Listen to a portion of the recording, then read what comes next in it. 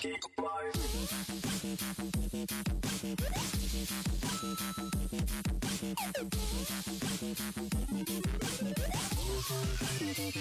your moves.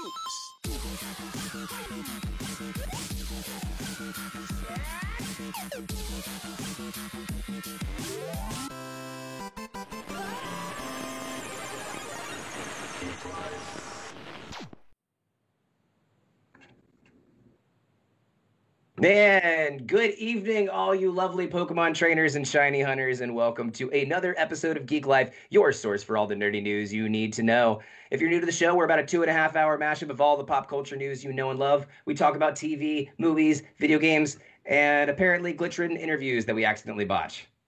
I am your host, The Dodd, the streamer this podcast needs, but not the one it deserves. And joining me today is a man who is both a master of the airwaves and the R-Wing. KJ Fox McCloud himself, a.k.a. Comrade Kev, is here. Did Slippy make it out alive? That frog-eyed bastard's always getting into trouble. Yeah, unfortunately, he bit off a little bit more he could chew, but he's resting up the curse. Put some S in the chat for Skippy. I'm doing great, by the way. Yeah, hashtag Slippy for Smash. Also, joining us today, after being restored by the magical waters of Hyrulean fairies, Brahma the Warrior Princess has joined the fray. Feeling relaxed and refreshed today, Braun? I'm feeling so relaxed and refreshed. Thank you, Dodd. It's always a wonderful day. Well, if this is your first time checking us out, we talk about TV, video games, movies, all that good stuff. You can always check out us on any of our social medias. We've got Facebook, we've got YouTube, we've got Twitter, and we've also got our own personal accounts as well. You can find me at Roosebane on Twitter and Twitch. Brahman, where can they find you? You could find me at Space Nymph on Twitch and on Instagram. And Kev? Yes, Kevin Todd Jr. across all socials and Totally Awesome on Twitch. All right.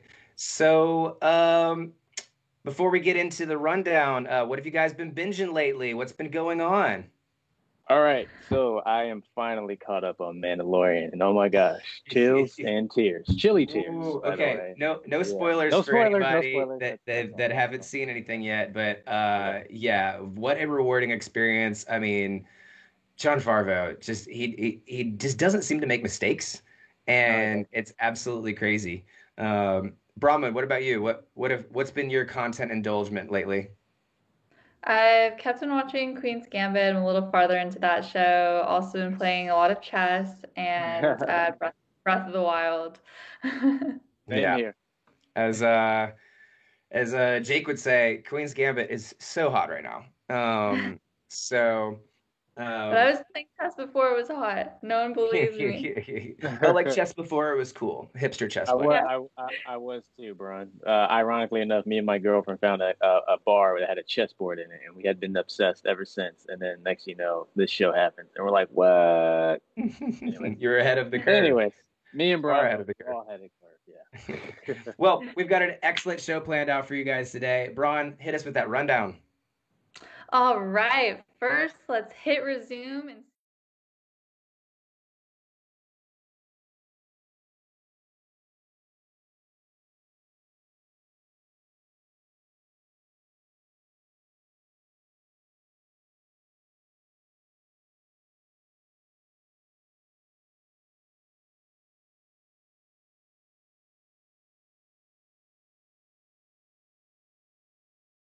and users get cyberpunked and Super Mario gets larger than life. In a galaxy not so far away, we have breaking news about the US Space Force. Twitch acts like a total simp, then curl up with some hot cocoa and get cozy for this week's deep dive as Jim Viscardi, head of comicbook.com, joins us for a fireside chat. And we'll wrap up this week's show with our top Zen, creepiest Pokédex entries. So let's get right to it. Kev, what's going on in the world of TV? Yes, Brian. Thank you. According to comicbook.com, Netflix is developing Yu Yu Hakusho series. Out of all the action series released back in the 90s, still the biggest franchise is Yu Yu Hakusho. According to a new announcement from Netflix, that due is coming soon with a brand new live action take on Robotics working alongside Netflix on the planning and production for the new Yu Yu Hakusho live action series, and the series will be considered a Netflix original with simultaneous worldwide release when it drops in the future. Dodd, Brian, is it about time Yu Yu Hakusho got some love? Definitely. And I really hope that intro is just as much as a banger as the old one was, because at least in the anime version, whew, man, my partner's been watching Yu Yu Hakusho while I've been going through just doing stuff for Geek Life and working on this interview. And just every single time that an interview comes on, it's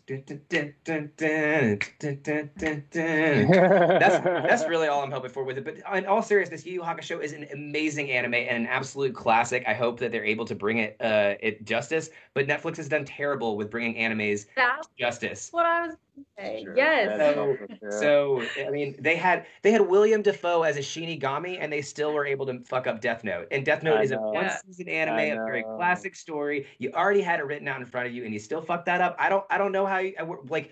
So it is worrisome. Yu Yu Hakusho is an absolute classic, and it's a one that I hold near and dear to my heart. So we will see.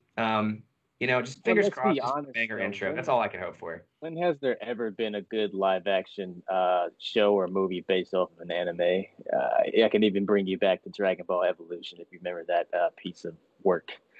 I really can't think of any. It begs the question: why do people keep on trying to make live action adaptations of anime? It's not supposed to happen, right? I don't know. Maybe if it was something kind of like the CW, like maybe if they gave it that sort of a treatment, like that could be kind of fun. Like they give it a dark take. Yu Yu Hakusho meets Riverdale. Yeah, right. Yeah. I think anime by itself is so fantastical just within the manga and the anime itself that it can't be redone in like a live action sort of platform or medium. It doesn't work. It never works. Yeah. So I'm optimistic, but I'm cautiously optimistic. Cautiously optimistic, I think, is a good place to be. But someone who's not being cautiously optimistic in their efforts to advocate for socialism. A U.S. Senator proposes free Netflix to stop the spread of COVID. Again, according to comicbook.com, one Maine representative, Angus King, let's hope that's Angus, had the idea to help slow the spread of COVID-19. Free Netflix. And I definitely think it's the communism that this generation can get behind. As organizations around the country continued, this is a quote from Senator King, as organizations around the country continue to respond to the spread of the novel coronavirus or COVID-19, I'm reaching out to discuss and consider the unique role that your company plays in providing content-based activities this holiday season, King wrote on his website. Specifically, I encourage you to temporarily remove any cost considerations for use of your services for current non-subscribers as a public service to those who are seeking to remain safe indoors this holiday season, as opposed to the risks involved as the nation sees a dramatic surge in pandemic cases. The Center for Disease Control and Prevention has issued guidance recommended that the specific community actions be taken to limit the exposure of the virus, and he additionally encouraged Americans to avoid their usual holiday travel to reduce the transmission of coronavirus. I think this is a really interesting story. And as much as I joke about the communism things, I do think that this is actually something that is a realistic thing we can do right now to help keep people in their homes. And I mean, we should be taking all measures to do that, in my personal opinion. But Braun, I wanted to hear what your thoughts are on this. I know that you're heavily involved in the entertainment industry, but I also know that you're a millennial who likes free shit. Is a few months of free Netflix a net positive, or is this just a new Christopher Nolan nightmare? So as one of those people still piggybacking off of my parents' Netflix account, does not really get me too excited, but I understand why it would for most people. And you know what? We make a ton of money in the film industry. Give people free Netflix for a couple months. I don't think it's gonna drastically tank anything. And I'm not working on any Netflix productions right now, so go for it. Yeah, it's not hurting my bottom dollar, so Right. I'll go for it. I Cal, you got any pass thoughts their on it? fancy studios every day. Like they're fine. I mean, everyone's kind of have some sort of like insider to free Netflix somehow, right? Like I got 2 people sharing mine, so just give it away for a brief period of time till we figure this out. For real. Yeah. I think I think it's actually a very realistic suggestion that people can make right now. So, again, any solution right now to help keep people indoors, to be able to connect with people digitally, I think we should be advocating for. I think we should be doing. So, you know, um, good on Senator King for trying to push for something. Do I think Netflix is going to do it? Hell no.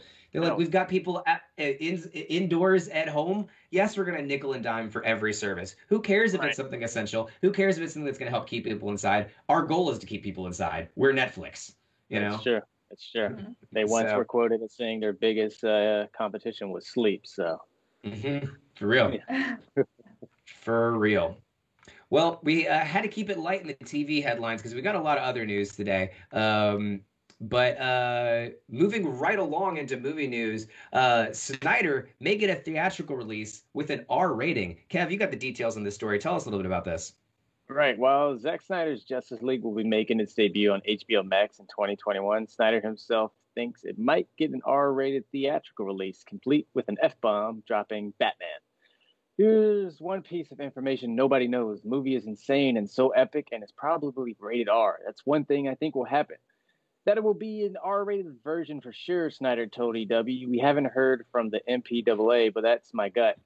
When asked why it will receive an R rating, Snyder explained that one of the biggest reasons was due to the previously mentioned F-bomb by the Dark Knight himself and more. As for making a theatrical release a reality, Snyder had previously said that it is his preference to also have a big screen rollout for Justice League, and that steps are being taken to make that happen, although no decision has been made one way or the other. He also went on to talk about the other stuff that was going on with HBO Max and Warner Brothers, and was saying that he hopes that this is more of a knee-jerk reaction, something that's not going to go to long term, not to go down another rabbit hole here, guys. Are you guys excited for R-rated Justice League Zack Snyder cut? Yeah, I mean, F-bomb dropping Batman. I mean, I think that's something that I could be totally down for. You've seen the profitability of R-rated superhero movies with stuff like Deadpool, but Right. do I think that every movie, especially every superhero movie, needs to be Deadpooled? No. No. We kind of joke about it in our rules section about taking your kids to see Deadpool, but there's a lot of parents that do want to take their kids to see the Justice League, and Right. so being able to release something in theaters where Batman's dropping F words and stuff like that all the time means that you are cutting yourself off to a lot younger audience, and it was the Tim Burton Batman movies when I was a child that got me into Batman and got me to being one of the biggest nerds that I am today. So. Yeah. I think that this fits for the setting that it's in now, which is, this dark miniseries where Snyder gets to do what he wants. But as far as something that would have been released in theaters, I don't think this is something that you could have done with it. I agree, but I just saw the chat, fat as sex. I just hear it now. Where the fuck is she? Like that. I would love, I'd pay to see that. No, but I totally agree with you. I think he's alienating they'd be alienating a huge side of the market that would just go see Justice League anyway. Yeah. What about you, Brian? Oh yeah, I totally agree with that. And I think that giving it this rating sort of gives him more freedom to do what he wanted, which is kind of like the whole point of this in the first place, is like getting rid of those restrictions, getting rid of those like walls that are up. So I think it's really true to just the whole form of what this is going to be. Yeah. Yeah. I mean, and R rating also gives you more freedom to do what you want gore wise as well. Maybe Mm. we're going to see some more Watchmen-esque, kind of uh, Rorschach in the jail cell kind of scenes where there's these big gory kind of John Wick-esque fight scenes where Batman's just breaking bones left and right. That would be really cool, and that would be an element that I think could really, really add a lot. Again, it's going to be pushing the level of what's appropriate for a movie like the Justice League that should have at least some kid appeal. Right. Mhm. Right. Agreed. Well, while many people are very happy to hear that we're going to get a little bit darker Justice League, a little bit grittier Justice League, Tom Cruise is not very happy right now. I don't know if you guys have heard about this, but he's very upset that you broke quarantine. According to comicbook.com, Tom Cruise is taking a holiday break early as the superstar actor is now reported leaving the set of Mission Impossible 7 to fly to Miami on a private jet along with his son Connor. This happens on the tail end of him having a pretty nasty tirade that was caught, at least the audio footage, or the audio was caught of it. It was a profanity laced rant earlier this week. And no one should ever have to hear that coming from Tom Cruise. But I will drop a link to the Rudolph parody version of it.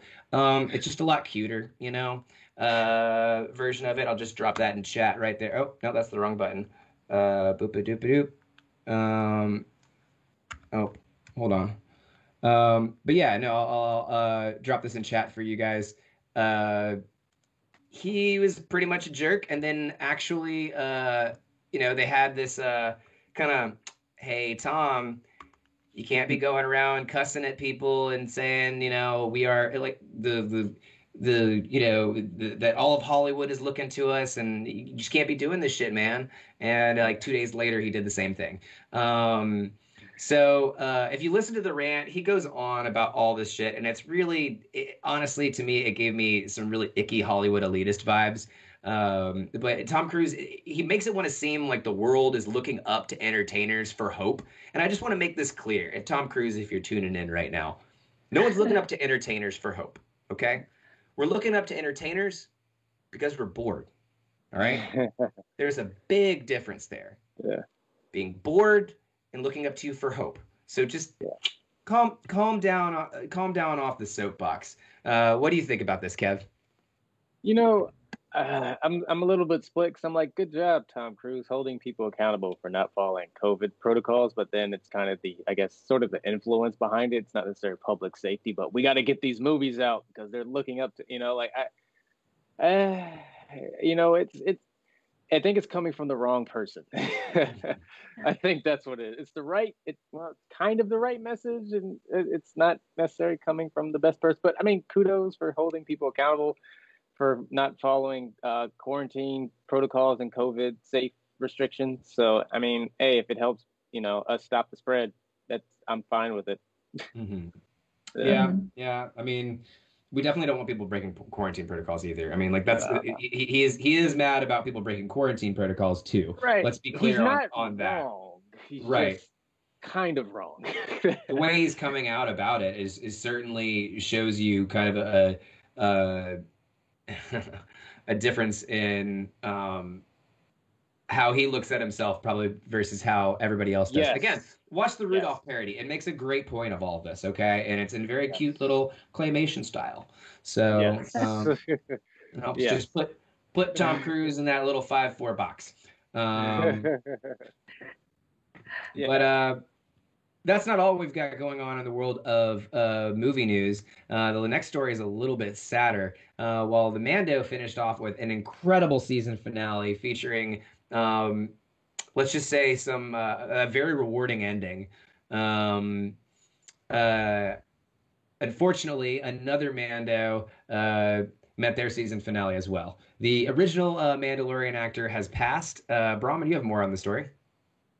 Yes, Jeremy Bulloch, the original Boba Fett actor, died at age 75. Since the news broke on Thursday, tributes have been coming in all throughout the internet.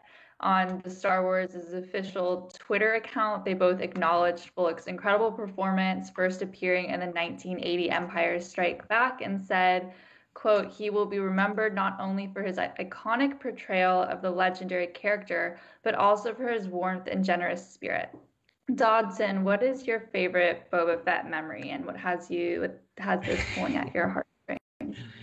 I mean, my favorite Boba Fett moment is the after credit scene that they have at the end of Mandalorian, which just came out this Friday. That's probably my favorite Boba Fett scene that's ever seen.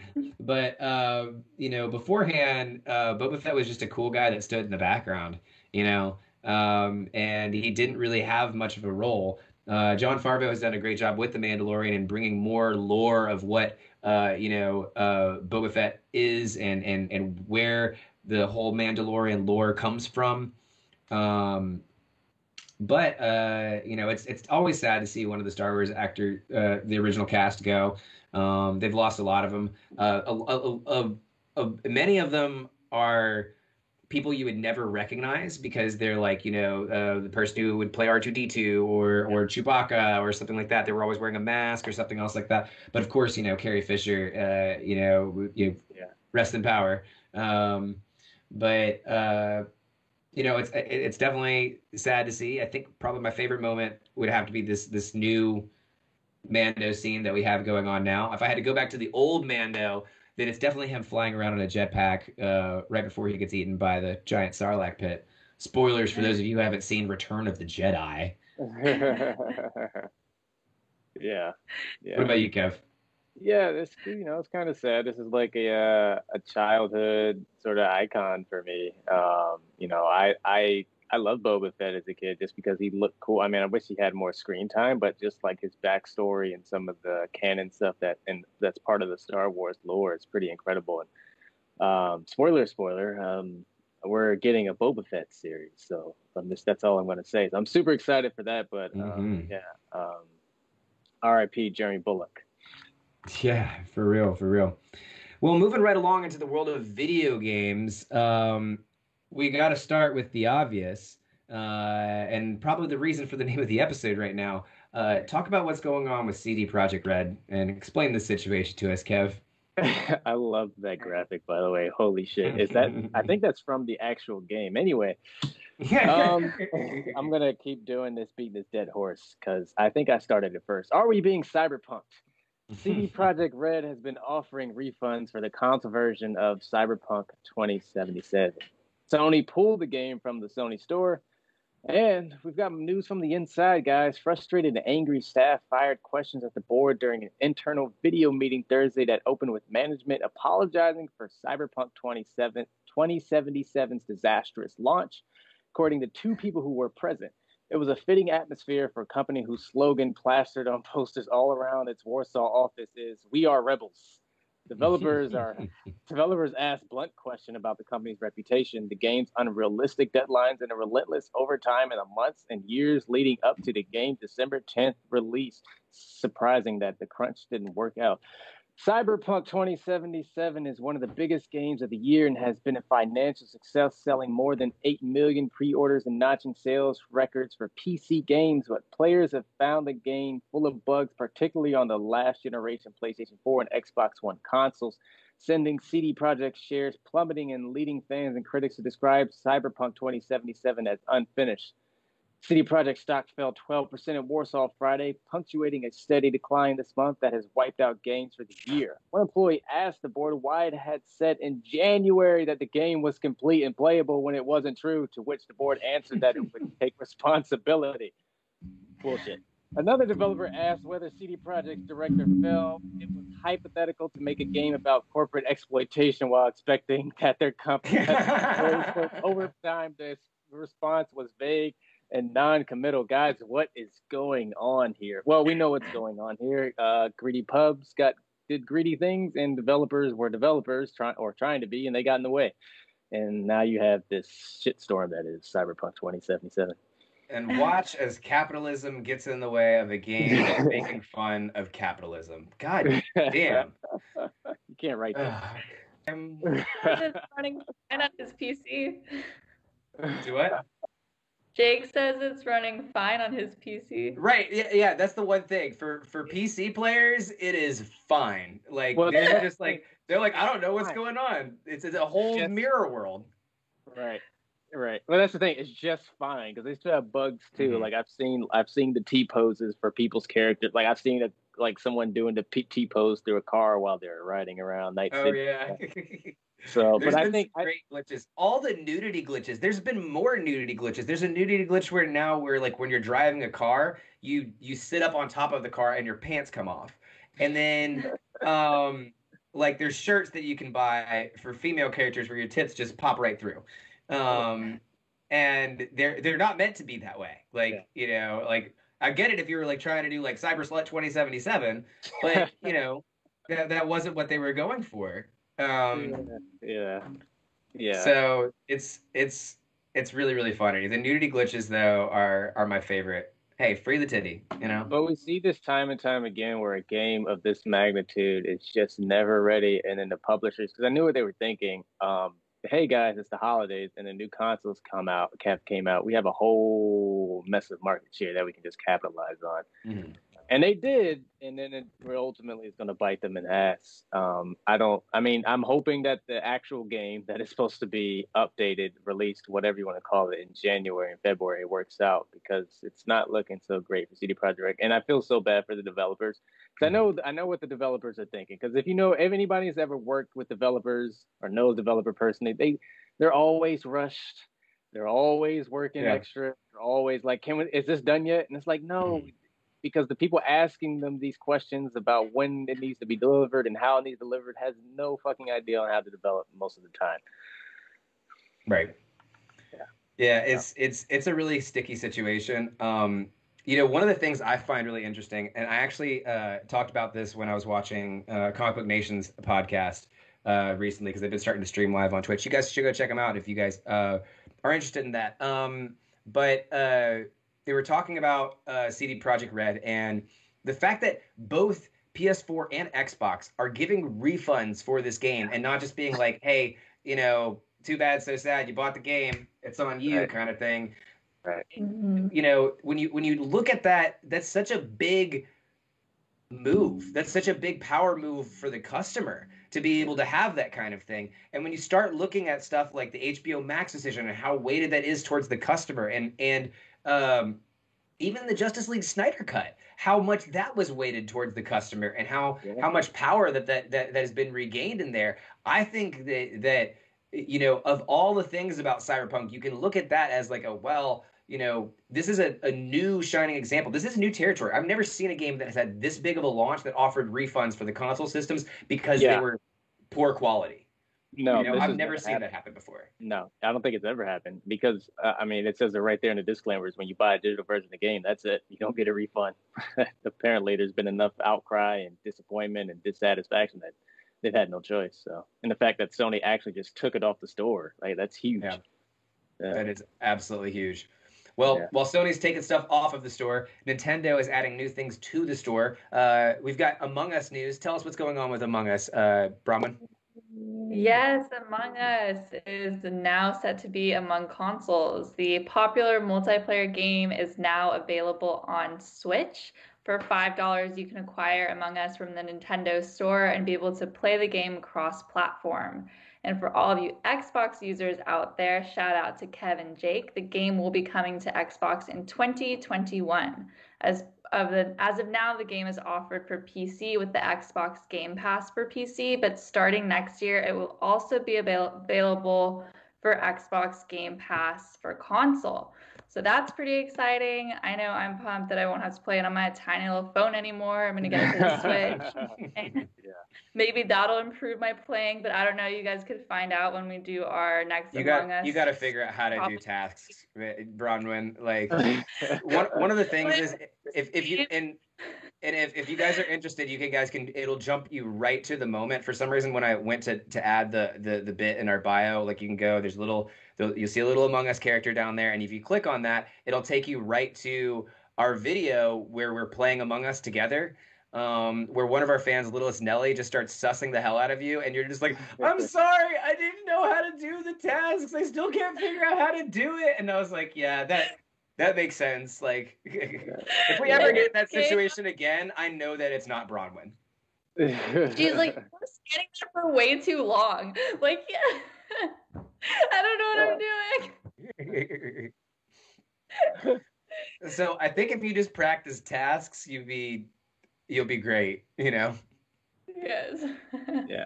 No, I think I'm excited. I downloaded it the other night, so I'm ready.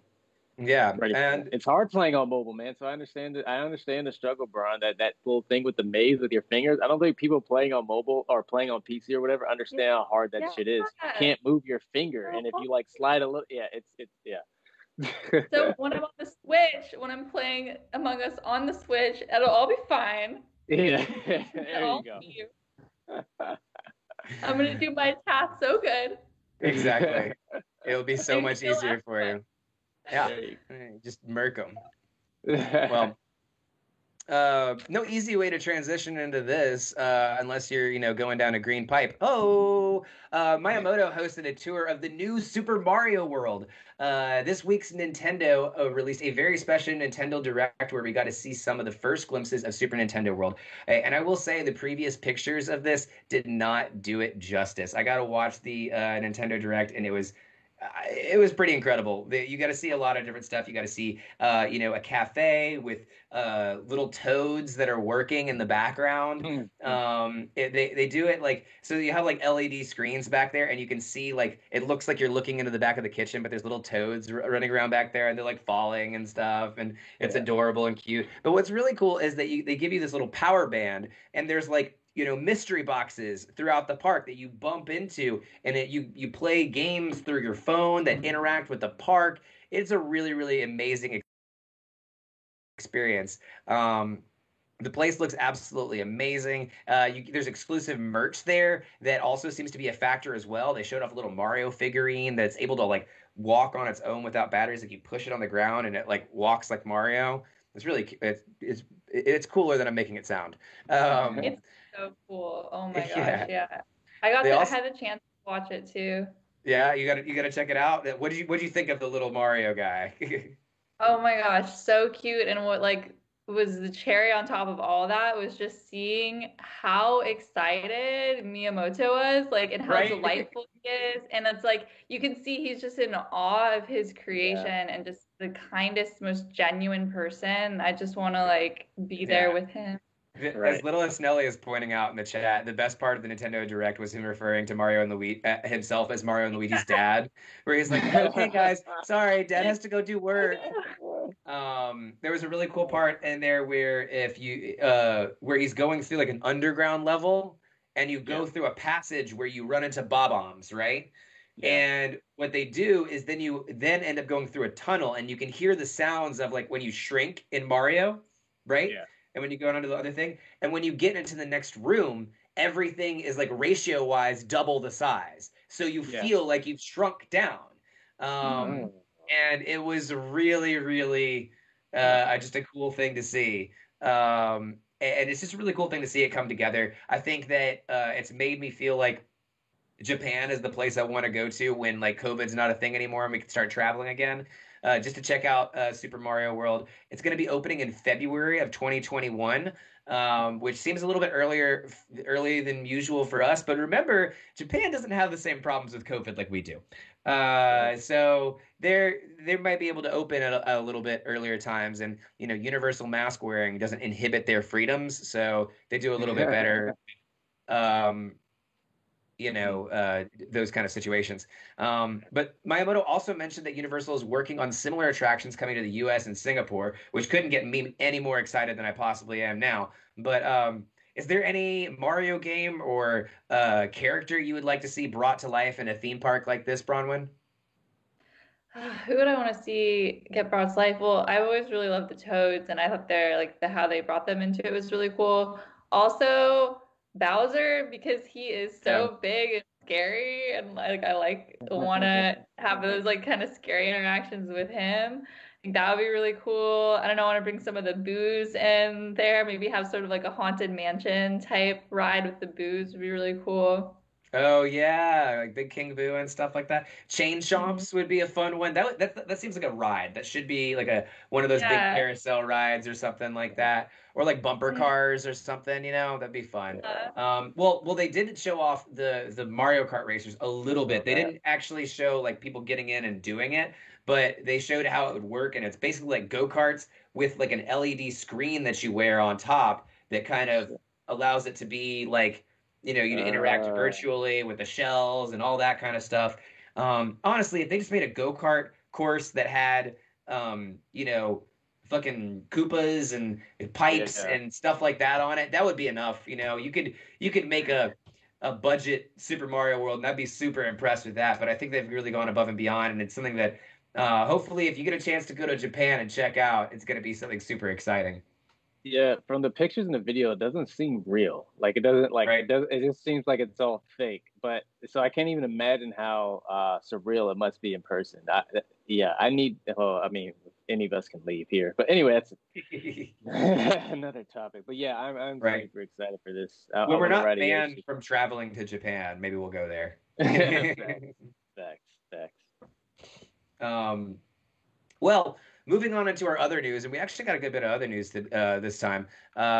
Destiny developers have reacted to the new Salesforce title. Why would the Destiny developers react to the new title for the Space Force, Kev? Eyes up, Guardian. Friday, the United States Space Force announced members will officially be called Guardians, according to the statement that accompanied the announcement. Guardians was partially chosen due to its long history in space operations. What?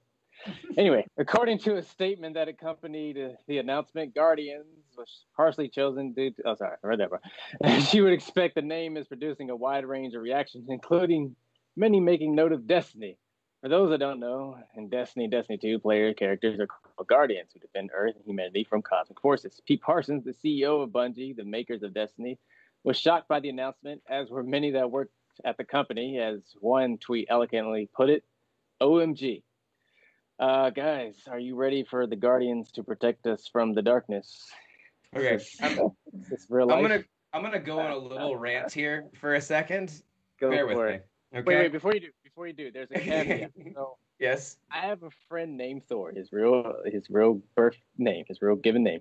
Mhm. He years ago, before the Space Force was announced, he had like this weird meme page. When they announced Space Force, he changed the name to Space Force on Instagram, amassed a huge following or whatever. Blah blah blah blah blah blah blah.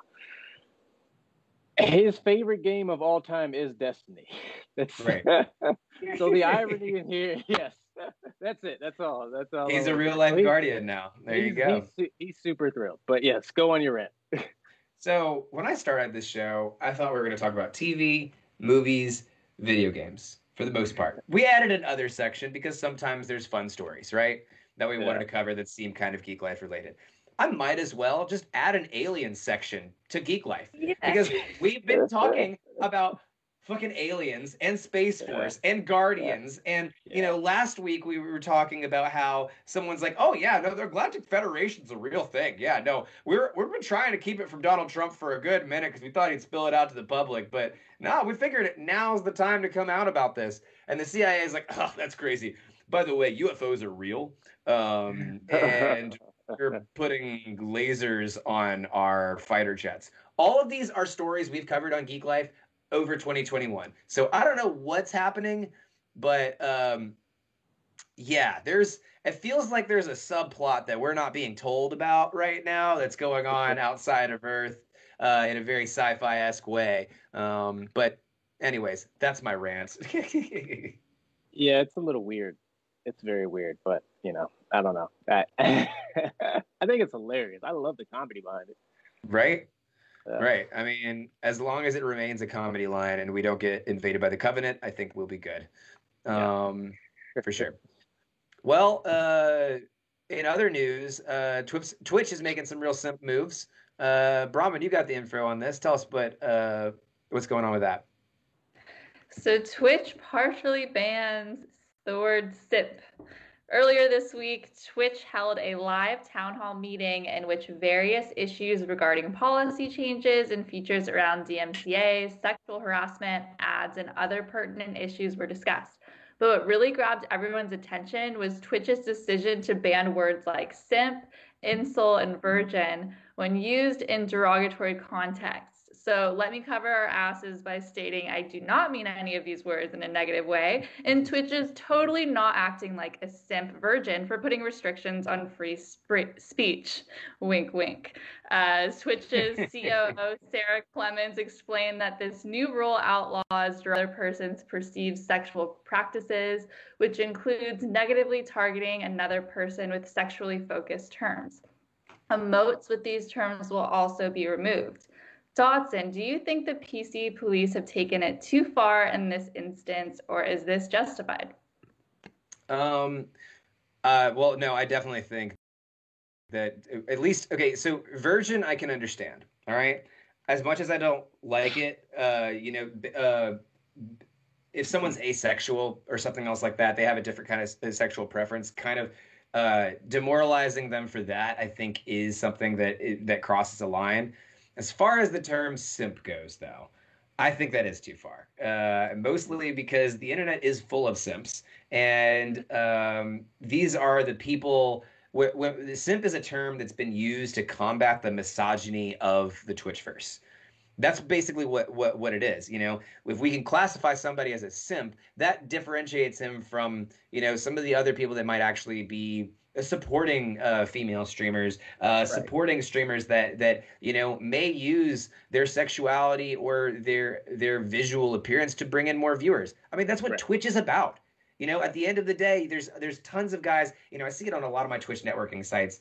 They're always like, they'll do two things. It'll be a guy complaining about how he can never get as many viewers as somebody with big boobs or whatever the case may be, or you'll get some dude that's catfishing by posting a picture of a really hot girl, and then he'll like put at like the bottom of the page, oh, by the way, the pic isn't me, haha, gotcha, to get people to go to their site. And I just, to me, it's the word simp was been used to combat that kind of toxicity out there, and it's been, to me, it does more good than bad. I have never been in a situation where I've heard a streamer using the term simp where honestly they didn't deserve it. So, and I'm sure there are examples of that happening, but I don't know. Kev, what are your thoughts? Yeah, I think it does more harm than good, honestly, specifically in that sort of context, like you said. I think when people I think there's a lot of confusion, and it gets sort of misconstrued with someone being like just a decent person to the if you're male to the opposite sex, right? Then that's what they kind of get lumped into that simp category, but that's not what a simp really is. You know, and I think you hit the nail on the head. A simp is someone who's like pretty much essentially like misogynistic or closetly misogynistic, where they do certain things in order to win favors with those that they are trying to get attention of. You know, that is simping, not being a nice person. Right. And Littlest Nelly makes a good point in chat here, where there's still slurs that don't have that same kind of consequence. There's still queerphobic terms that have that same kind of consequence. Someone can come on to any of my streams, and I have bots that catch that kind of stuff, but and do that kind of thing. Like I also like, of the words they ban simp, incel, and virgin. I honestly think virgin's the only one that I would stand behind and say, okay, I can see that one.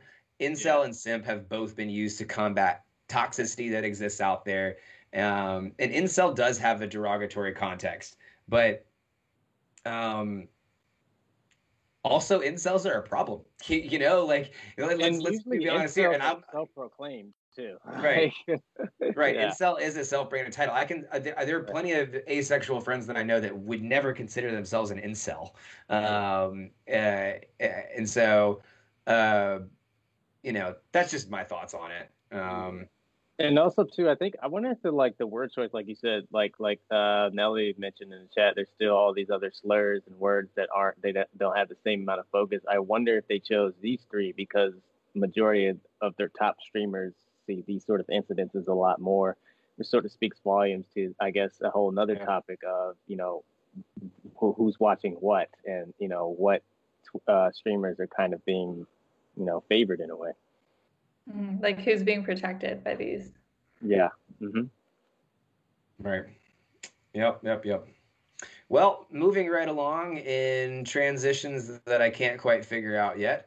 I feel like I'm getting a lot of visibility here. Star-Lord is bi and poly.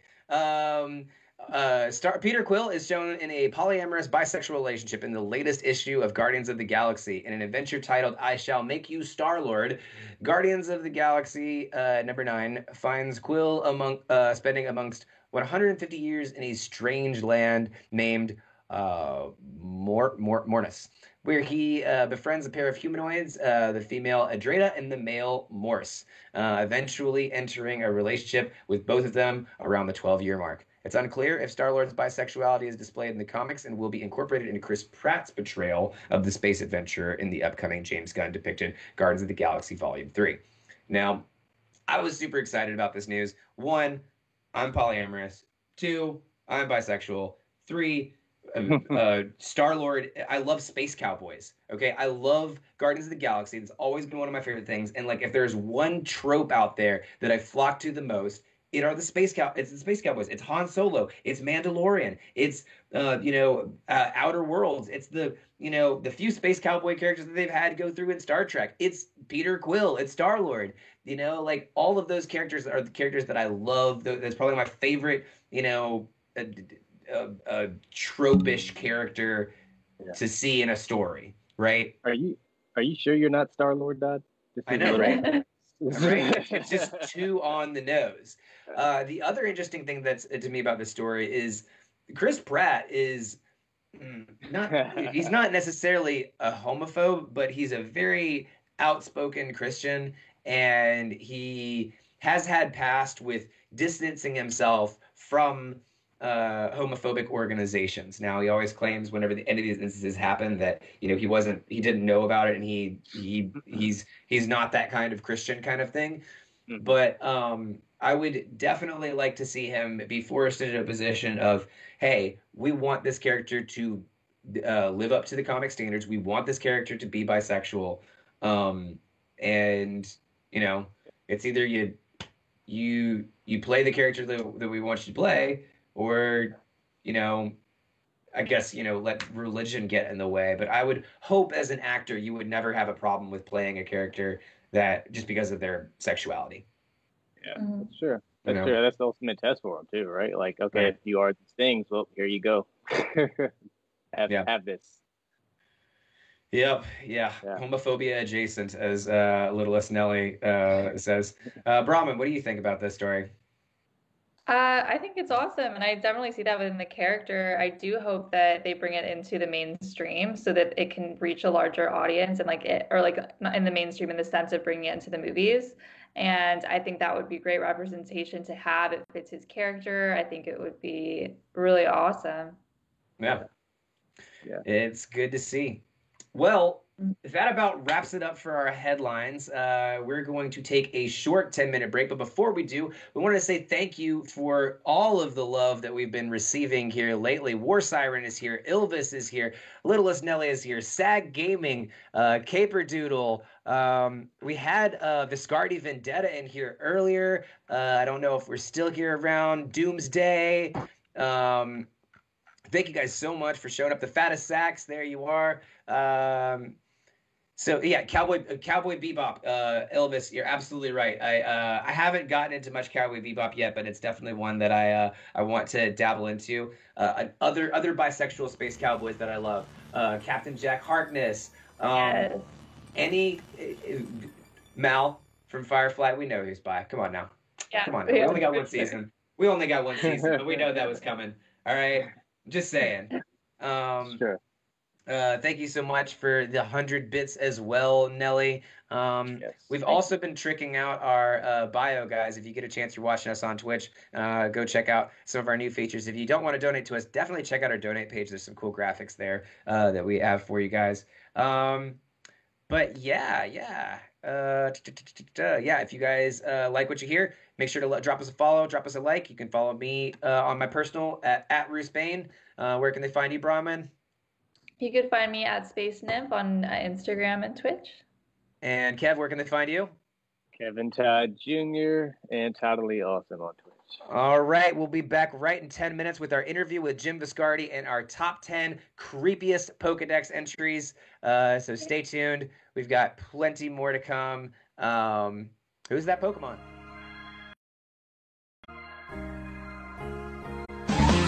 Who's that Pokemon? Stephen Miller. The president has been clear, equivocal, unequivocal, and explicit.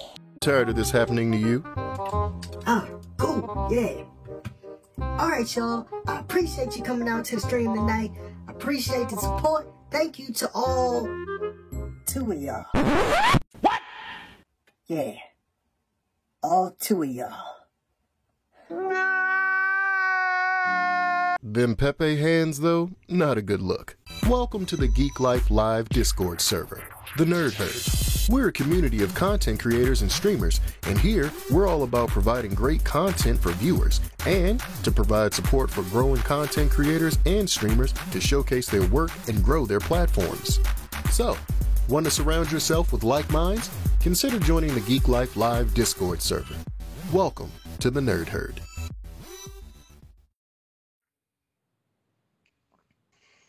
And welcome back to Geek Life. I guess we lost Kevin for a second there, but that's okay. We'll get him back here in a second.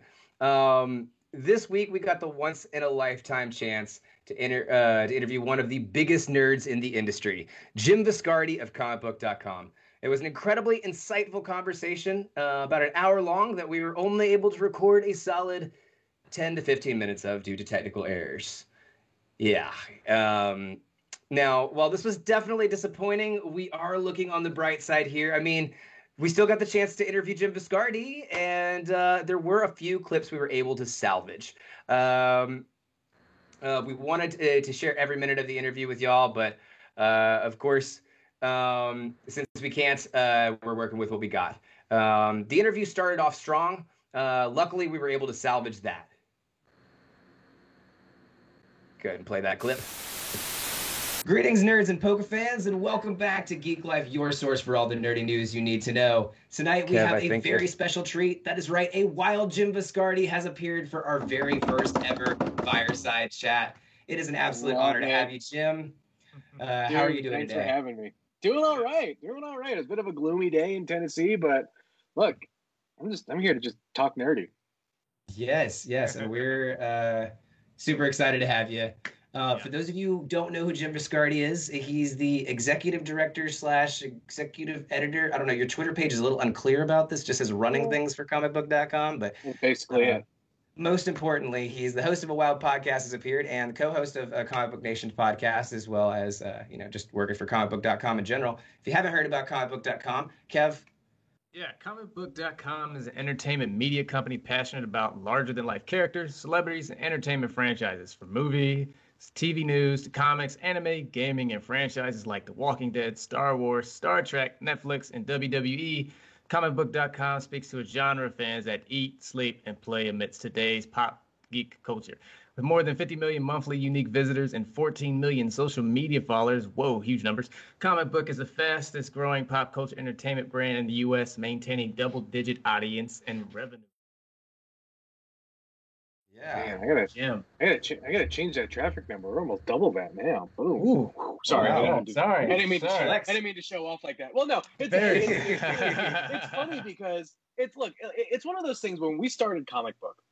Yeah. We got some traffic basically like from pure dumb luck, basically, right? We had a great URL, comicbook.com. How do you go wrong with that? But we had a super passionate crew that was working for us in the day, and like my goal starting Comic Book was I wanted to be a site that was in league with Entertainment Weekly, Hollywood Reporter, Variety, all like the big movie trade sites. Yeah. And we hit that goal.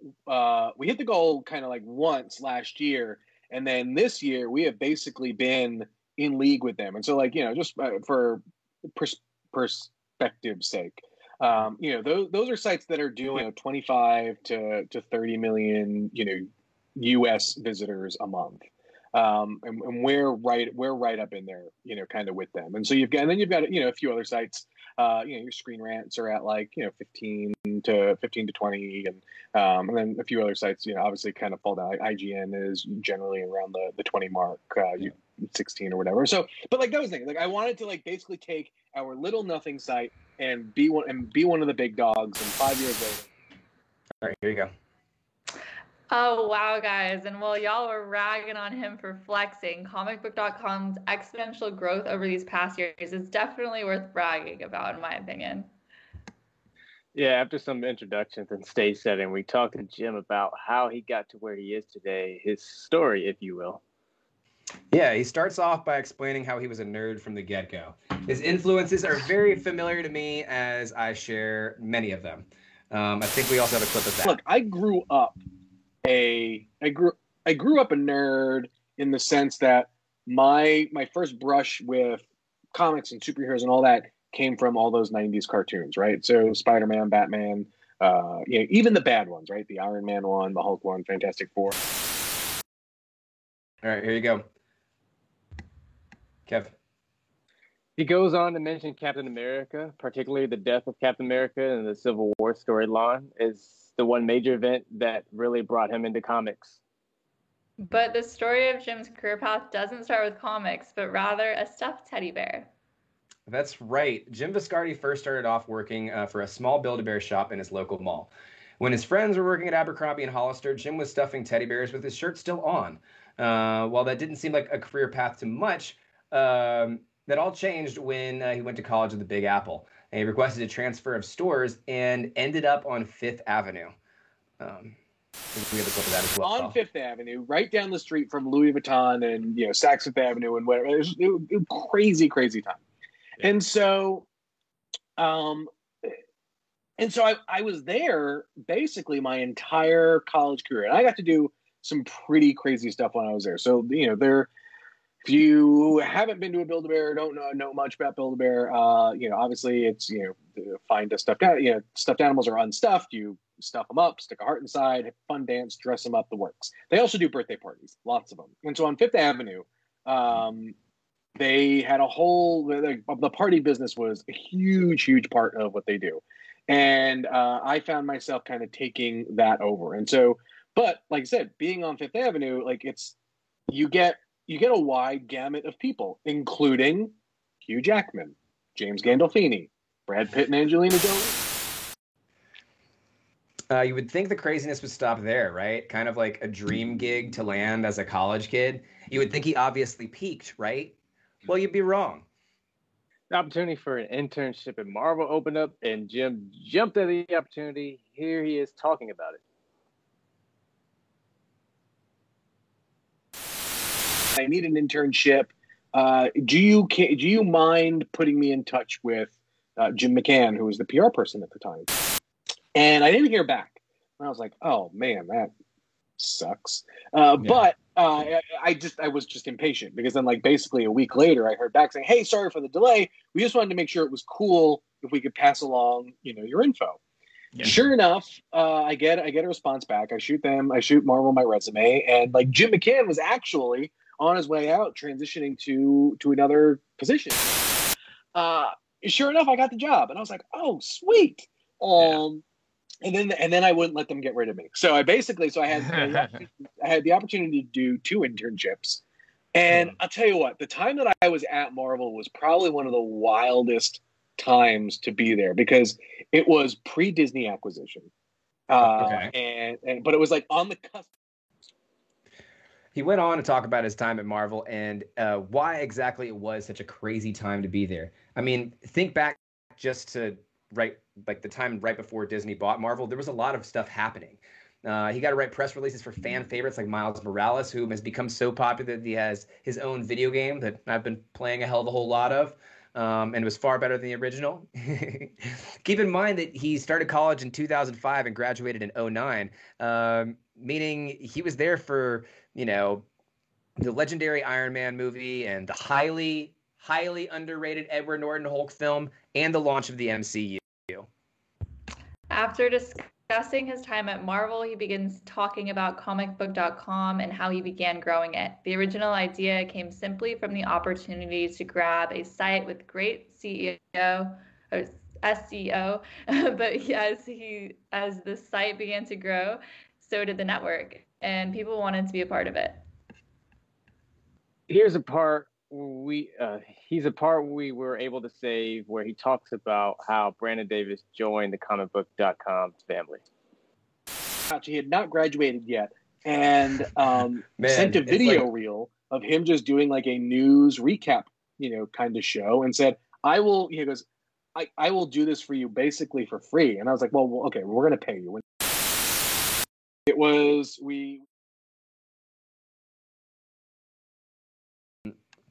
And what's cut off at the end there is he talked about how it was also the most fulfilling of his life. And I feel like many of us here at Geek Life can relate to that. I mean, we do Geek Life for free, right? Donations are always accepted. There's a link below in the bio. But we do it because we love it and because we love our nerd herd. Yes. Yeah. We then discussed comics in a bit more detail. We asked if there were any characters in particular that he felt hasn't gotten the chance to sign. Almost immediately, he fired back with Moon Knight. Surprise, surprise. It's his favorite. And we discussed the upcoming project with Oscar Isaac and his excitement for it. Then we moved on to the reason why so many A Wild Nerd Herders have appeared for this interview.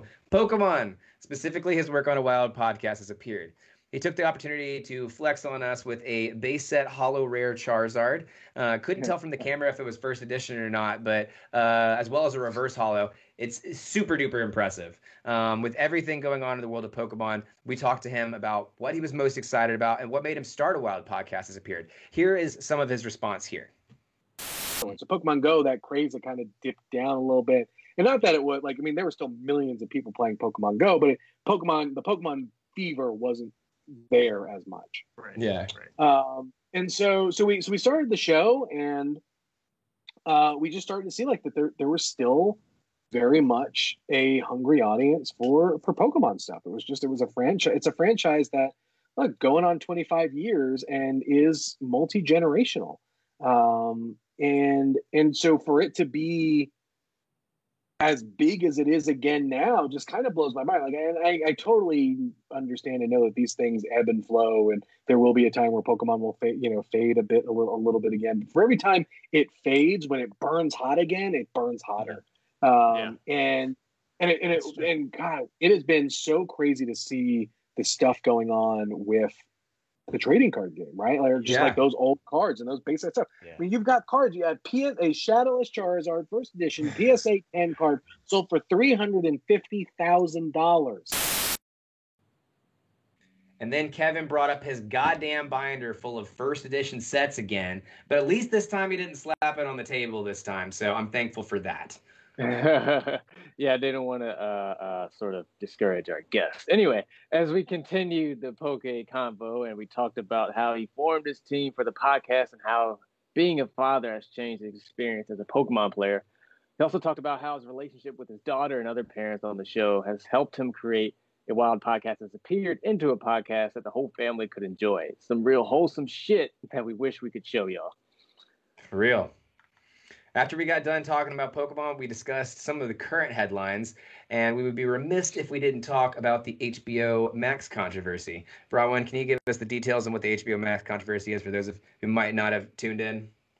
Yeah, well, basically, just a lot of media and content is being released onto HBO Max, including some of these people involved in being outspoken about the controversy include Christopher Nolan, who we talked about him a little bit last week, coming out with a statement where they thought they were working for the biggest media group, and then they're like, oh, now we're working for the worst streaming service. It's just a bit of a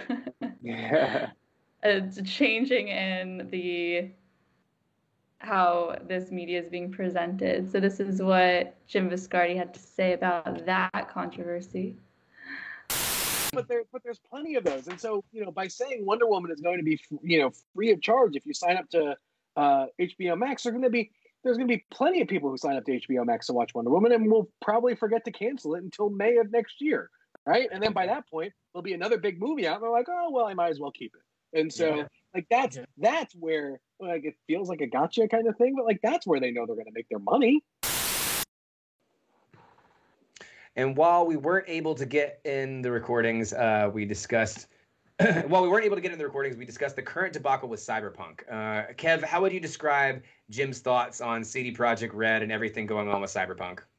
We also discussed what project he was most excited about in the huge lineup of recently announced titles from Disney. Moon Knight was an obvious one, but hey, here I am. But he also mentioned interest in Armor Wars and the Loki series. We talked about our excitement for Kong the Conqueror as well. Yeah. After that, we wrapped up with some rapid fire, where we learned that Jim is a Trekkie, an Xbox Microsoftie, believes in aliens, and most importantly, believes the one truth that we share and hold dear in our hearts this time of year: the fact that Die Hard is indeed a Christmas movie. Overall, overall was an incredible experience. Jim stayed after and chatted with us for a while, and he's a genuinely nice guy. Yeah. Rarely do I get the chance to meet my heroes, and even when that has happened, even more rarely that's a positive experience. And I can't say that for Jim. Jim, it was an absolutely a positive, awesome experience. It was an absolute pleasure and an honor to meet him. The full interview will be available on YouTube as soon as we can resurrect it from the glitch-ridden hell that we sent it to when we created it. But I think we're going to have to call in Constantine and probably just douse it in some holy water. The other parts of that interview, I don't know when we're going to be able to salvage that. But we do appreciate Jim Viscardi's time. Sorry we weren't able to make the most of it, but definitely we'll remember that one up in here for a while. I don't know about you, Kev. Yeah. I mean, hopefully we can get him on again. I just love talking to the guy in general. We went on there thinking we were going to have an hour-long conversation and turn into almost 2 hours just because we were talking nerdy. Yeah. So yeah. Yeah. It was a real fantastic interview, and I'm glad he got the time to stick around and do it. If anybody else at comicbook.com is looking for an interview, I'm positive that the second try we can get it 100% better than the first one. Hey, looking at you, Brandon Davis. We talked about you. I thought that was one part I wanted to talk about, Kev. When he was talking about Brandon Davis in particular, I thought that part was really interesting because he was saying, he just got right out of college. He, just started sending him these videos of him doing newsreel stuff and then said, I'll do this for free. And they were like, okay, well, we're going to pay you kind of thing. I relate to that level of tenacity, right? I feel like that's something that I would do and it wouldn't work, but I would do it, Yeah, I mean, we're kind of doing it, We're kind of doing it every week, right? Yeah, but that story was pretty inspirational, right? He was going to do it for free regardless. I'm sure that was his intention, and they were like, no, we're going to pay you. And, he got a job out of it. It's basically like Jim said, kind of the face, if you will, of comicbook.com. For real. Yeah. Well, what was the surprising thing for you guys about the interview? Because I didn't get the chance to be there, so I'm kind of just going off of your guys' experience. So I'd really be curious to know just some surprises, some takeaways. I think for me, the most surprising thing was the humbleness of the beginnings for a lot of the stuff that he was talking about. It started off with him working at a store in Build-A-Bear, and then it ended up with him working at Marvel and starting comicbook.com into an empire-like thing. I think that was, to me, the most surprising is that, this wasn't that someone that just got thrown behind a big name and had the opportunity from the beginning. This is something that they kind of built up with off of just meeting one person, meeting the next person. And I think that the other thing that I think was the most genuinely surprising was how genuine he was. Like I've heard him on a Wild Podcast has appeared. I've heard him on all these things, and he's the same person that he was on there that he was when we interviewed him. So I thought that was a really just for that to be the same person kind of thing was very interesting to me, and was very surprising. Again, I've met celebrities before, and not all of those experiences have been positive. So what was the most surprising thing for you, Kev? Yeah, I would say that that was right up there with, I guess, what was kind of surprising to me was that comicbook.com wasn't already sort of, which is surprising, the fact that you have a website, comicbook.com, and it's not one of the, biggest sort of websites, if you will, in that sort of arena. But I mean, like Jim said, he had something to work with a whole lot, really, with sort of this SEO. But like you also said, they kind of they pretty much built it from the ground up. Yeah.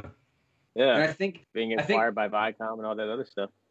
I think comicbook.com filled a void that I was looking to fill when I started Geek Life as the radio show. Because remember, when I first proposed Geek Life, it was because G4 just got canceled and Attack of the Show just got canceled, and I was like, there needs to be something like that though. Yeah. And there's not anywhere else. And right around that same time is when comicbook.com started picking up. You're talking about, the past 6 years. That was around 6 years ago when G4 started going away. I think a little bit before that, you could say that they were pretty much gone already because they were only playing reruns of Cops. Cops and Cheaters. Cops and Cheaters, exactly. So, I think that was really interesting to kind of see the humble beginnings of everything. Yeah, I agree. Yeah. Well, speaking of things that could only come from the bowels of hell, we have a special treat for our top Zen.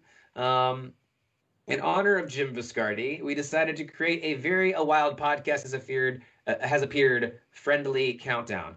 Each episode of A Wild Podcast has appeared ends with the PokeFact of the week, and Christian Hoffer is in his prime when he picks the creepiest Pokemon to discuss.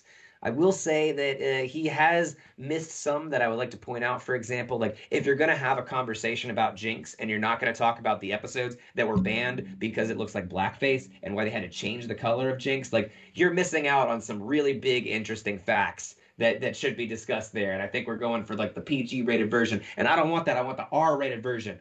So, well, anyways, I thought tonight we would be opening up our Pokedex and looking at the creepiest, weirdest entries to see if we can make A Wild Podcast has appearance cast proud. Let's get started off, and I will start off the countdown. Number 10 in our countdown is Drifloon. So the Pokedex entries for Drifloon goes, stories go that it grabs the hands of small children and drags them away to the afterlife. It dislikes heavy children. And to that I say, take that, Michelle Obama.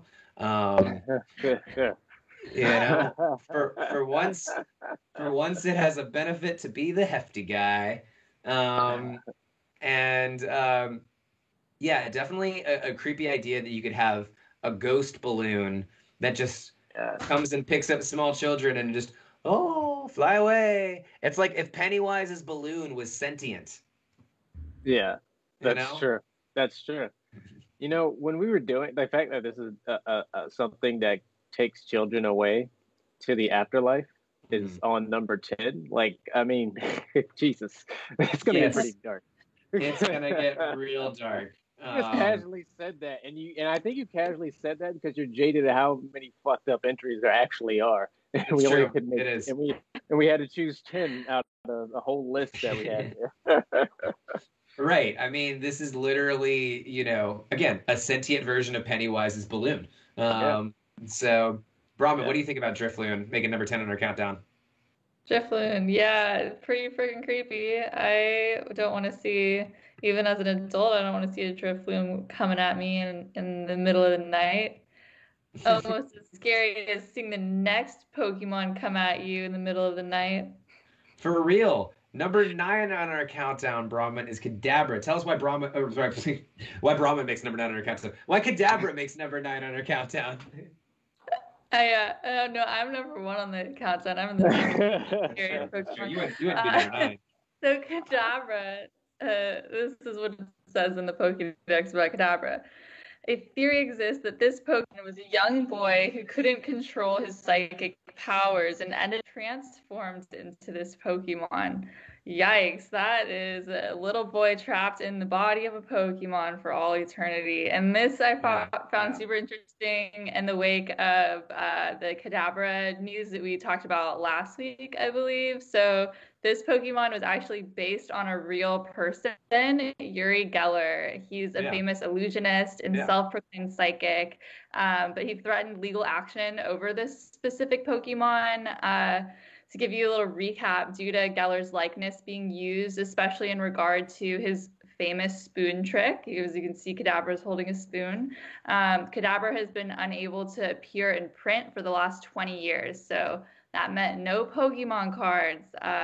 Geller recently lifted these restrictions, though, and realized he was being a total simp over it. So, yeah. way to bring the simp story back around. Got to. That's what I'm here for. Yeah, I think it's really interesting. I think this one is just a little bit creepier than the last one, specifically when you take the Uri Geller story into context with it. The fact that he was saying that they took his image, they used his trick, they used all this thing, and it's kind of like in the Pokedex entry they admit it. It's like a theory exists that this Pokemon was a young boy who couldn't control his psychic powers. Be like, nah, you can't handle this. We're turning you into a motherfucking Kadabra. You can't handle these spoon bending powers.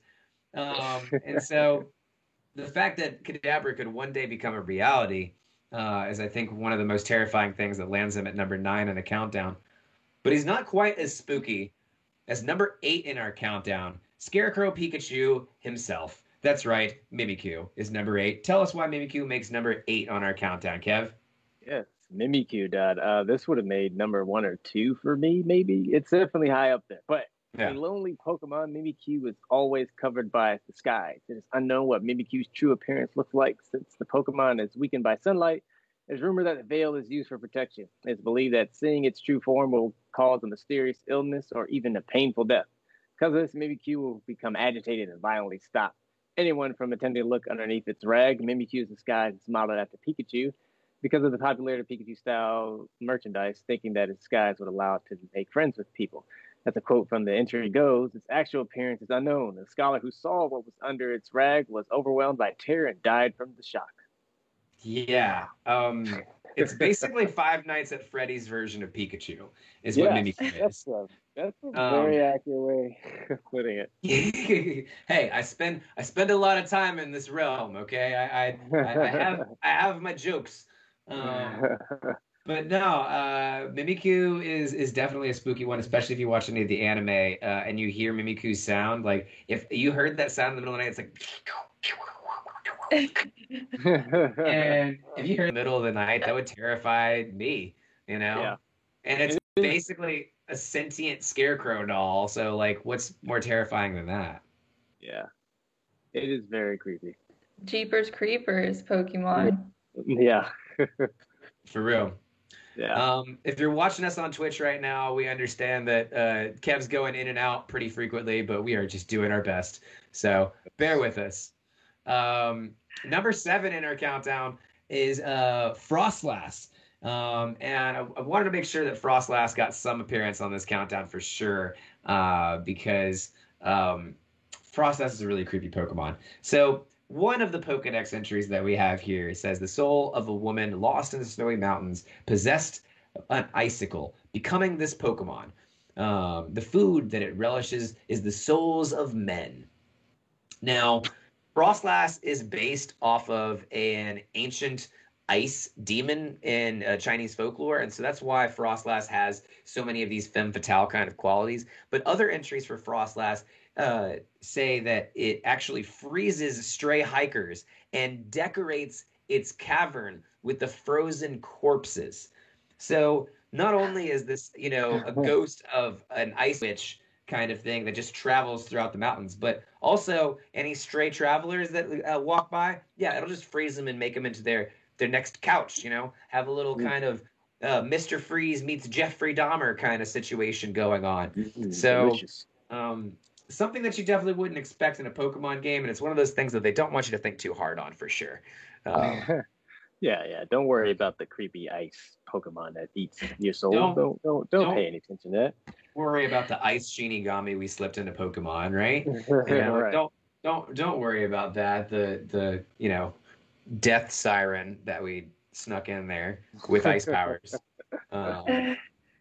But that while Frostlass is killing people and bringing them to an icy death, Cacturne is going kind of more like what's it, Cabin in the Woods style? No, I'm not Cabin in the Woods. What's that? The movie with all the people from the radiation mutated. Anyways, Cacturne's going with a very different, more Heat Miser-esque style, if you will. At number 6 countdown. Tell us why Cacturne makes number 6 in our countdown. Cacturne. All right, let's read what they have to say about Cacturne. If a traveler is going through a desert in the thick of night, Cacturne will follow in a ragtag group. The Pokemon are biding their time, waiting for the traveler to tire and become incapable of moving. Oh my gosh, they move in groups, they stalk their prey, they chase you through the desert until you cannot go anymore, and then they get you. Cacturne also looks straight up like a scarecrow made out of cacti, and I would not want to run into one of these on a hike through the Mojave. No thank you. While inactive during the day, this nocturnal creature likes to stalk its prey at night. It has lived in a desert for so long that its blood has turned into sand.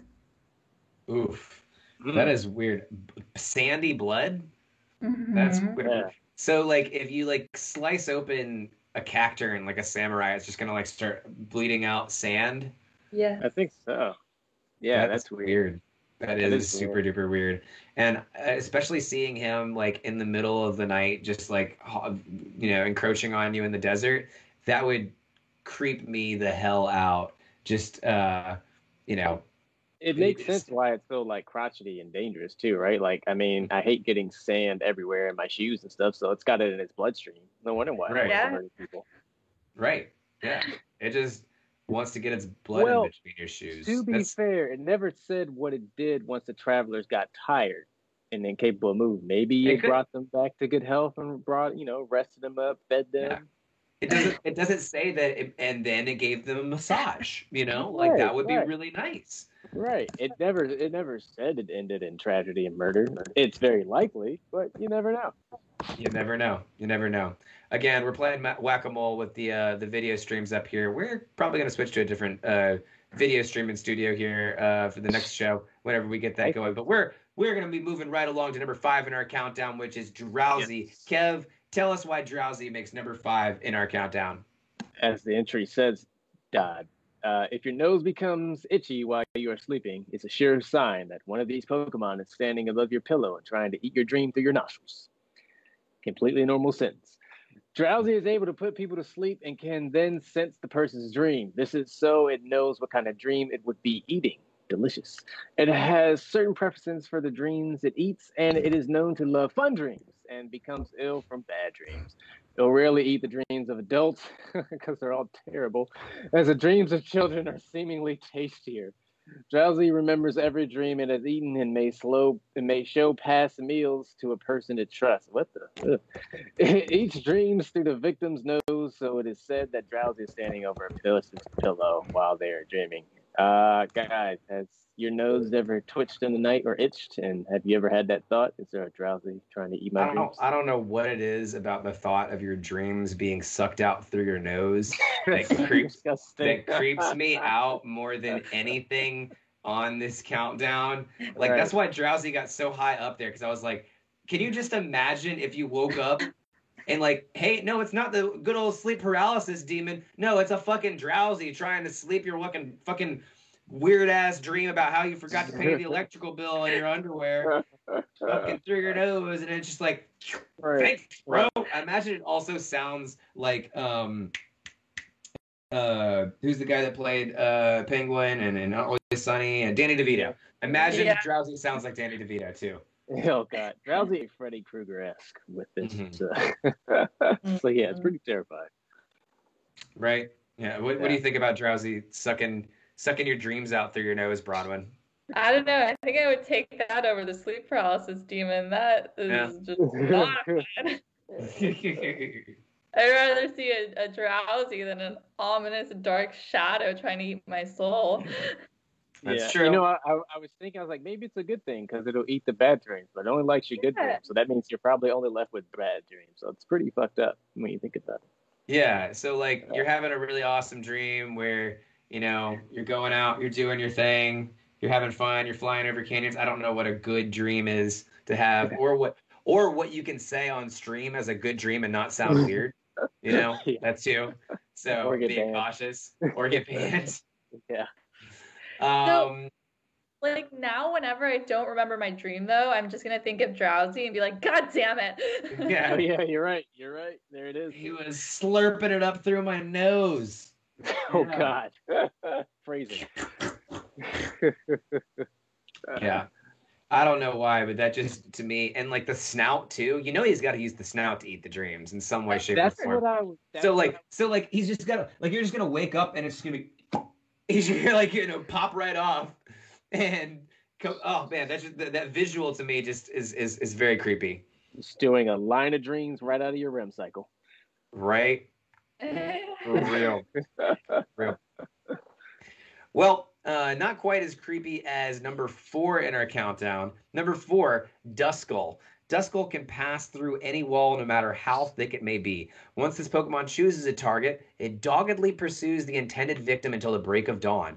It finds bad children who won't listen to their parents. It will spirit them away, or so it said. It loves the crying of children. Okay, so literally Pennywise and Krampus rolled into one, and this is the fucking starter evolution for this evolution tree. So this is where this Pokemon starts from.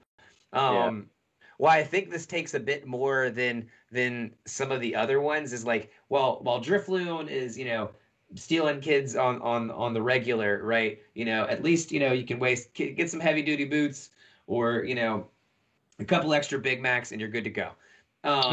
You know, Drowsy, it's eating your dreams. That's kind of creepy. Some of these other ones, I mean, they'll straight up kill you, but you have to be in their, you got to be in their territory, right? Yeah. Or trying to look up underneath their disguise. When you get to this point though in the countdown, like Duskull literally delights off of the crying of children. Like that's something that it gets its jollies off of. So it's going to do things to specifically torment children, and specifically finding those bad children as well. So you're rolling Krampus and Pennywise all into one starter evolution for a ghost type Pokemon. I think that's definitely worthy of a number 4 slot. What do you think of Duskull making number 4 on the countdown, Braun? Yeah, I think he's pretty cute. Littlest Nelly and I were just talking in the chat. He is adorable, right. and terrifying. So maybe he does just want friends. Maybe he's misunderstood. For real. I mean, who doesn't want bad children to be crying? They're bad. It's not like he's getting the good ones. Just be good. Right, just the bad ones. Just the bad ones. That's true. Kev, what do you think about Duskull making number 4? You know, I think it's appropriate. It's one of these other tales that keep children in line and make sure you behave. I think the scariest part for me was the crying of children and the following you into the break of dawn. So really, if it's night and you're a piece of shit kid, this is not something you want to run into. Yeah, for real. All right, now we're getting really creepy. These are some of the ones that I found were particularly the most creepiest. But number 3 is a really, really interesting one because it's one that you definitely wouldn't expect coming up. Parasect makes number 3 on our countdown. Bronwyn, tell us why Parasect makes number 3. Parasect. The bug host is drained of energy by the mushroom on its back. They appear to do all the thinking. So, yeah, that's pretty creepy. It's the bug. Mushroom is possessing the bug and controlling its mind. And this actually happens in nature. Yeah. It's pretty crazy. It's helpfully identified these mushrooms as Tokukaso, the real species of fungus Cordyceps sinensis, commonly known as caterpillar fungus. This species actually preys upon a caterpillar-like larva of ghost moths, and in the genus Pterodes. The fungus invades the bodies of larvae living in the soil, eventually killing them. The larvae die near the surface, and the fruiting bodies or mushroom of the fungus ultimately burst out of the larva's forehead and can extend up to 15 centimeters above the ground. So the fruiting body spreads its spores, and its life cycle begins all over again, leaving more larvae to be infected. One example of this infects a particular species of ants, and the fungus spreads through its host but doesn't kill it straight away. It restricts itself to consuming the ant's non-vital tissue until the time comes to release spores. At this point, it spreads into the ant's brain and antlers and the creature's perception. The ant is compelled to climb to the top of a tall stalk and clamp on with its jaws. The fungus then fully kills its host, leaving it frozen in position. When the fruiting body emerges, the ant will have taken it into a prime position to release spores and spread them to as many ants as possible. I always feel a little odd when allowing Paras to evolve into Parasect, since I'm basically allowing its brain to be hijacked by another organism, turning it into a blank-eyed zombie Pokemon. But guys, for real, Cordyceps are amazing. I take these mushrooms regularly. They're super good for you. I have them in a powder form, and you can put it in your coffee to drink in the morning. It's fucking amazing. Helps with cognitive enhancing. It increases sex drive. It like makes you feel amazing and empathetic. They're fucking great. I love Cordyceps. These are the best mushrooms in the world. They also control the minds of insects. Yeah. And that is what this whole Pokemon evolution is based off of, which is crazy to me. Yeah, it's but not they're like great. I always You thought guys of should it. definitely get on the Cordyceps. They're the best mushrooms. Yeah. What do you think about Parasect and that whole with all the hindsight of it actually being a thing? Science, no. I think what's weird, disturbing to me was, as a kid, I always thought that the thing with the eyes was the actual Pokemon, but apparently it's the giant fungus on its back. And now I don't know how to feel. It makes sense why they're just blank eyes. Like, there's nothing there anymore. Yeah. All right.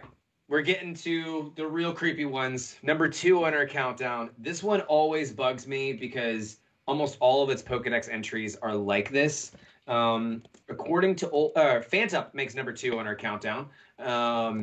So for those of you, one of the Pokedex entries reads, according to old tales, these Pokemons are stumps possessed by the spirits of children who have died while lost in the forest. Okay? Here's what's so creepy about Phantom. Phantom is a very common Pokemon. Okay? What is going on in the world of Pokemon where they keep on losing children in the forest? Like, every time you go across a Phantom, like, how is that not a tragedy? That's like Suicide Forest in Japan. Like, that's not something you fuck with. That's not even something you make jokes about. Like, what? Like, fuck. There's a serious issue going on in the Pokemon world if Phantom is such a frequently common Pokemon. Phantom should be a mythical. That's what it should be. To be fair, you become a Pokemon trainer at the age of 10 and go through the wilderness with giant, right. with creatures that have supernatural abilities. So I think that would explain the amount of dead children and the commonness of Phantom, right. Which is a warning sign to other children and trainers out there, I guess. Yeah. When you send your 10-year-old child out into a field with a fire-breathing salamander as his only defense, there may be instances, and those instances are represented in the plethora of Phantom that exists within the Pokemon universe. So, Brahman, what do you think about Phantom making number 2 in this countdown? I think it's well placed. That is creepy as fuck. Get away from me, Phantom. The fact that you can catch one of these too, like catching the right, child that right, turned into a Pokemon. It makes that is really teetering on the line of like Pokemon trainer or like child trafficker thing. Like that's just that's not a good spot you want to be. So Phantump is definitely one that, again, just knowing what Phantump is, whenever you encounter it in the Pokemon world, it makes you kind of wince afterwards. You're like, and all of its Pokemon Pokedex entries are just like this. So, Kev, you've got number 1 in our countdown, though. Who takes it away? Who is the creepiest Pokedex entry out there? Yeah, these are all creepy and disturbing, but there can only be one. And I'll just start with the quote from the entry. It always wears the skull of its dead mother, so no one has any idea what its hidden face looks like. That's right, Cubone is number 1 on our top 10 today. It is called a lonely Pokemon because of its tendency to keep to itself and avoid social situations due to the trauma caused by the death of its mother. Cubone will often weep at night in mourning of its mother. When Cubone cries, the skull that it wears on its head vibrates and emits a plaintive and mournful sound. On the night of a full moon, the cries are said to be especially terrible. Cubone seems to recognize its mother in the full moon, and so it howls with a particular sadness. Its cries attract a Matibuzz, a natural predator. It is said a Cubone will evolve into a Marowak once it comes to terms with its mother's death. The dreams Cubone have make it cry, but crying makes it stronger. I don't know if that's creepy or depressing. Like both. It is both. He wears the skull of his dead mother on his face. Like, what? Is this the Norman Bates of Pokemon? Right. And also think about this. A Marowak has to die for a Cubone to be born. Like this whole situation that happens just for a Cubone to get its face. Again, no one knows what a Cubone is. They've got to kill the mother. And like its whole Pokemon evolution is trauma based. Like that is a whole, like the hashtag free Cubone. Like what the fuck is going on? We've got there's got to be this. And here's the reason why Cubone makes number 1. 1, because it's a story that almost everybody knows in the Pokemon lore universe. 2, this isn't just a Pokedex entry that they did one-off kind of thing, right? This wasn't just one weird Pokedex entry kind of thing. This was Cubone's story. And not only that, unlike other stories in the Pokemon universe, you had to fucking play this one out. You played out this Pokedex entry in the beginning games. You actually had to battle the ghost of Marowak, which was crazy, crazy, bizarre idea. Now, did it make me absolutely love Cubone as a Pokemon? Of course it does. It's pretty much the Batman Pokemon. But, like, it's still very horrifying and traumatizing that this creature has to, have its mother die for it to go on. And also, like, if a Marowak has to die for a Cubone to be born, like, and not only that, like is the Cubone killing their mother? Maybe it dies in birth, or is that what happens? Maybe, but then that's also weird because then it just takes the skull from its mother. Anyway, that's a whole another rabbit hole, I guess. But also, too, these things are common, so this is just the life cycle of a Cubone. Like, that's pretty fucked up. It's one of those things when you look in the Pokemon world that you don't want to pick it apart too much because when you get too deep into it, it just gets fucking nuts. And it gets to you start getting to a level of meta that you just don't want to be at. But that will about do it for our show this week. Thank you guys so much for tuning in. Absolutely fantastic show. Thank you for bearing with some of our technical issues that we had here. Fattest Sax is live in chat with us. Totally awesome. Of course, you're live with us here. War Siren, Littlest Nelly. We got a ton of people in here. Let's see. Fattest Sax was talking about Shang Tsung when we were talking about the Phantumps. Shang Tsung would probably definitely have a field day with Phantump for sure. Little Stelly said Cubone is a tiny, precious baby who must be protected at all costs, and we agree. Sad Gaming was talking about when we were talking about how dangerous the Pokemon world. He was just saying, "Hey, look at the Pokemon games," and I feel you. Yeah, it's a dangerous world out there. Not safe. Not safe at all. But thank you guys so much for tuning in. I think we had Fattest Sax celebrating a 3-month subscription or something like that at the beginning of the show. Thank you so much for that. We really, really appreciate that. Any other shout outs you guys wanted to make? shout out to Ilvis, who's been talking in the chat. Shout out to Ice Adams. Who else has there been? Yeah, everyone's been great. Oh, shout out to all our to followers. a new follower, Disbreeze. Thank you very much for that. We appreciate that. If you like any of the show content, feel free to drop us a like, drop us a follow. You can see that little heart button below. Shout out Jim Viscardi. Oh, shout out to Jim Viscardi for sure. He was here. I don't know if he's still here in the chat, but hopefully he is. Hopefully he gets a chance to. Yeah, thank you guys so much for tuning in. We had a fantastic time. If you like what you see or heard, make sure to like, follow, turn on those notifications so you can get those notifications. You can also follow us on Twitter, Facebook, Instagram. Blah, blah, blah, blah, blah. You can also join our Discord below. Join the Nerd Herd. You see that big Oregon Trail catamaran with the big NH on it. Join the Nerd Herd today. You saw Fattest Sax talking about it during our break. It's definitely something that you guys should check out. And yeah, if you want to find me, you can find me on Twitter and Twitch at Bruce Bane, WRUSE_BANE. Bronwyn, where can they find you? You could find me at Space Niv. I'm on Instagram. Follow me there. Comrade Kev? Kevin Todd Jr. and Toddly Awesome on Twitch. All right. Well, thank you guys very much for tuning in, and we will see you same time, same place when we come back.